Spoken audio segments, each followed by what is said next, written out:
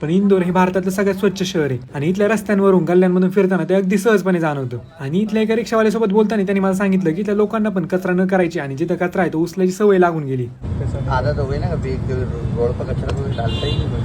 हेच इंदोर फिरायची सुरुवात आम्ही खजराना गणेश मंदिरातून केली. त्या गणपती मंदिराच्या परिसरात ना एक छोटंसं राम मंदिर पण होतं आणि त्या राम मंदिराच्या भिंतींवर लहान पोरांनी अशी काहीतरी कलाकारी करून ठेवली होती. हे पराक्रम बघून तर देव पण म्हणत असेल, कौन है ये लोग, कहां से आते हैं? नंतर आम्ही लालबाग पॅलेस मध्ये गेलो, जिथं की लाल रंगाचं काहीच नव्हतं. इंदोर मधला राजवाडा पॅलेस ना खरंच बघण्यासारखं आहे, पण हे काय, लोकांनी तर निवड चेष्टाच लावली होती. आता तुम्हीच सांगा, एवढ्या मोठ्या पॅलेस मध्ये गाडी घेऊन कोण फिरतं? याच राजवाडा पॅलेसच्या जस्ट मागं ना इंदोर मधले सगळे शेठ लोक राहतात, कारण इथं आहे इंदोर मधला सगळ्यात फेमस असा सराफा बाजार. दुपार झाल्यावर चांगलीच भूक लागली होती, मग आम्ही गाठलं इंदोर मधलं 56 भोग स्ट्रीट. या ठिकाणाची खासियत म्हणजे इथे एका लाईनीत 56 खाण्याची दुकान आहेत आणि इथंच इंदोर मधलं सगळ्यात भारी स्ट्रीट फूड भेटतं. उन्हाळ्यात आपल्या फॉलोअर्सला त्रास होऊ नये म्हणून आपण इथं पण एक शाखा खोलून ठेवली. जर कधी इकडे येणं झालं तर नक्की भेट द्या.